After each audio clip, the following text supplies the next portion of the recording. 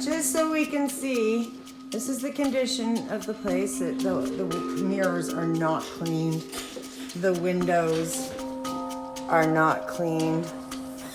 The ledges are not cleaned. The stove and kitchen is not cleaned. It's gross. There's some cupboards. Oh, look at that lovely cupboard. I don't even know what to call that. The fuck is that? It's scary. Like, what? Why? If the landlord saw that, wouldn't they say, "Come on, clean that up"? I like to think I'm invincible and that I can clean anything. But this job was pretty dang nasty. It was nasty. You know, at first glance, I knew it was a huge job. Landlords often want to get some sort of a quote.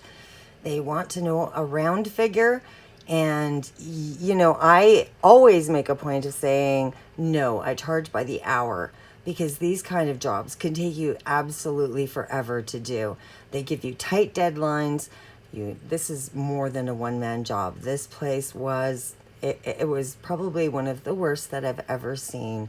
And I walked away from it, and I think that it would take a lot. I mean, I'm a tough cleaner, but these walls were covered in soot from the wood stove, and every single surface had soot, dirt, grease, grime, stuff that we couldn't even recognize. And these kind of jobs are not worth taking on. Don't try to save the world. Some things are undoable. If you are going to take on a job like this one, charge so much and do not give a quote.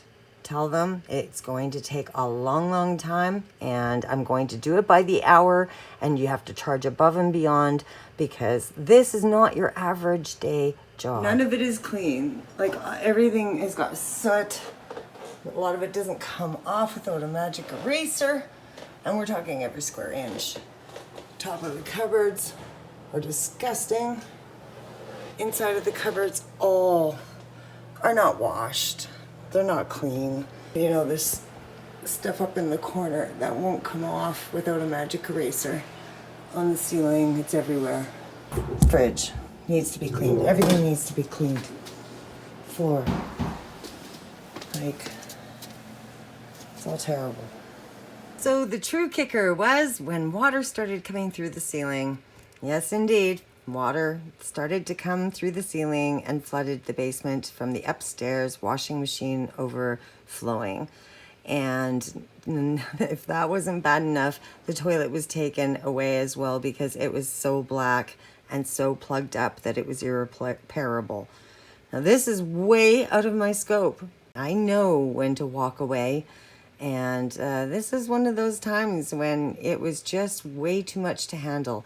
I've done flood fire restoration work. I've done some pretty gross, grimy things, but this one was not worth the amount of effort it would take for the money that would have been paid. And that's when a team of really specialized kind of people need to come in and take care of it. If you're a pro house cleaner, don't take the jobs that are bad. Don't take the ones that are going to just bleed you dry and work you to the bone. It's really not your responsibility to save the world. You walk away from those ones. There's many people that need help in the world. Choose your battles. It is hard work. House cleaning pros, my kudos to you, because I know how hard you work. I appreciate you. Please share your little nightmares with me down in the comments below. Have you had any jobs that were just so tough that you could not do them, that you just had to put your hands up and say, I give? If you push the like button, I'd really appreciate it on your way out. And just, you know, subscribe, push the notification bell, because then people will actually get notified when I make a video, because I'm going to do some more. And I just really want to help everybody. Bye.